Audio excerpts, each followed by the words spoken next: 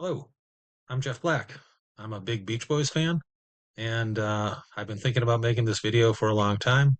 So tonight I thought I'd give it a go. So back in the day, the Beach Boys were uh, forced to make albums at a furious pace, an insane pace. Within the first year of their existence, they had already made three albums. Surf and Safari, which came out October 1st, 1962, being their debut. Surf and USA, several months later, March 25th, 1963, was their second album. Followed up in September of that year with Surfer Girl, their third album. So I got to thinking, that's an inhuman pace to ask any songwriter, any band to make records. Nobody would do that today. So I said to myself, well, what if they took the best songs off of each album and made one album? And how would that look? What would that album be? Well, this was my attempt to have a look at that. So here we go. So obviously I had to get rid of a lot of songs and a lot of songs that I really like. So just because your favorite song isn't on this list doesn't mean I don't love that song, but I had to draw the line somewhere. I tried to keep it to about 12 songs, which is, I thought, pretty standard for an album, especially back in the day. So the first song I would include out of the group would be Surf and Safari. A terrific song. It was one of their first singles, I believe, backed with 409 as the B-side. And it's a classic to this day. It's still played in concert. So obviously, I felt the need to include that one. So 409, another terrific song, one of their first car songs, and it still stands the test of time, even in 2024. Um, One song I had to leave off the list. Uh, I didn't have to leave it off the list, but I did leave it off the list. Was Chug a Lug. It's the best song ever written about root beer, but I had to leave it off the list because I had to sort of keep it to a certain number of tunes. But that would be one that I would like to include. And if there was a bonus track on the CD or whatever, that would certainly probably be it. So moving on, Surfing USA. I don't know how you could make any early Beach Boys compilation or anything like that without including Surfing USA. Great guitar, great vocals. Obviously, Beach Boys fans know it was derived from Chuck Berry's Sweet Little 16, but a terrific song, and I think it stands on its own, with all due respect to Mr. Berry. So, one that I particularly love is Farmer's Daughter. I didn't realize until recently that Fleetwood Mac had covered this song. It's a terrific cover and really a great choice by the band to do that one. Not many, well, I don't know about that, but not many bands nowadays, know about Farmer's Daughter, and even Beach Boys, casual Beach Boys fans probably don't know about it that much either. But I think, in my opinion, it's just a terrific song. So that would be included on my first album for the Beach Boys. I don't know what I'd call the album. Maybe some of you in the comments might have a idea on what you could call it if you combine the first three Beach Boys records. So The Lonely Sea, hardcore Beach Boys fans know and love this song by and large. I for one love it. I think it's one of Brian's best early works. It really shows an introspective and contemplative side of the man, and I just think it's terrific. So The Lonely Sea would certainly make the cut from my first Beach Boys record. Now, this song, Land Ahoy, was not included in the Beach Boys' first albums. I forget which album it was supposed to be on. I want to say it was Surfin' Safari, but correct me if I'm wrong on that in the comments. It was later reworked into the melody for Cherry Cherry Coupe, which is a great song. But Land Ahoy, I absolutely love. I first found it on this Beach Boys Rarities record that I'm showing right here. Ironically, the Beach Boys Rarities was the first Beach Boys album that I really bought at like a rare and used record store or anything like that. I took it home. I took the train home and put it on, and I was just like blown away. I was like, dang, like not only is it the stuff you know, it's the stuff you don't know. These guys are pretty darn good.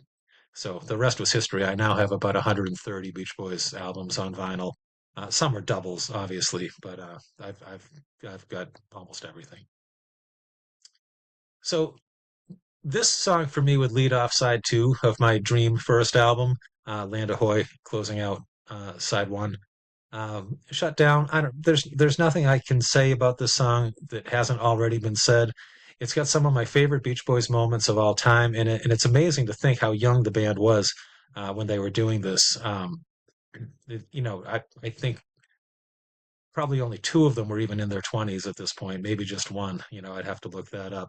Love this shot here of the boys standing by the classic cars, although those were modern cars at the time. So can't say enough good things about Shutdown. Catch a Wave. To me, this is just an early Beach Boys classic. I can't believe it's not more of a hit, so to speak. I mean, you do hear it on the classic radio and whatnot, but to me, it just encapsulates what the band was back in the day. What a great, great surfing song. And I put it up here on screen, but I have distinct memories of being at Six Flags Over Texas in the 80s and 90s and waiting in line to go on one of the roller coasters. And they would play this song over and over and over again while you were in line. You'd be in line for like, an hour and a half. So you'd hear this song quite a bit. I wonder if anyone else remembers that too. How could you make the first Beach Boys record without including Surfer Girl? One of their first great ballads, one of Brian's all-time classic songs, a song that he still sings in concert when he performs today. I had the privilege of seeing Brian and Al a couple of summers ago. And I believe this was the only song that Brian actually sang. He was up on stage sitting at a keyboard for the entire show, but I believe this was the only song that he actually sang part of. It was very sweet.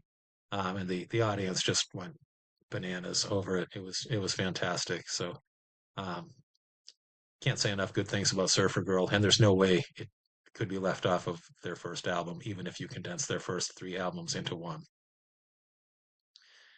So the Surfer Moon, as I've said here, casual fans might not know this song. Hardcore Beach Boys fans definitely do.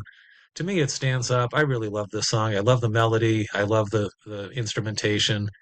Um, I think it belongs in the top pantheon of the earliest Beach Boys songs.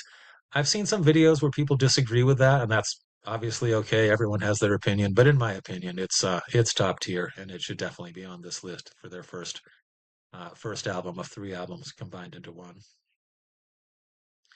In my room, I remember being in my room as a kid listening to this song, and the song was 25 years old at the time, which seemed ancient. I don't even want to think about how old the song is nowadays, because that would mean I'd have to contemplate how old I might be also. But it still stands up, and even my teenage son, I won't say he loves the song, but he respects it and he recognizes why it's such a great tune, which says a lot for a kid that was born uh, 40 odd years after the Beach Boys started as a band. So I think that's really cool. And I also I love this picture of the band right here. They look so young and hopeful. It's very, very cool. So great tune, certainly included on my Beach Boys first three combined into one. Well, Little Deuce Coupe, another classic car song. Beach Boys fans know it. Beach Boys fans love it. It stands the test of time. It is a staple that they've done or did in concert for decades, and it's known the world over. So to me, it's certainly deserving of being included on the first three combined into one album. So Little Deuce Coupe would round out side two. I'm interested in any comments y'all might have. What do you think? What songs would you include that I didn't include? Or what songs that I included would you lead out? And I would be remiss if I didn't point out a few Beach Boys content makers on YouTube that have inspired me to make this video. So in no particular order, I would like to thank and give a shout out to Giggens, Betamax Blocker, The Beach Boys Basement with Steve Lewis, and Sound of Free. If you haven't gone to or seen any of these channels, they're fantastic. Check them out. I can't say enough good things about them. And I just want to say thank you all for stopping by today and watching my video. I hope I did the band justice.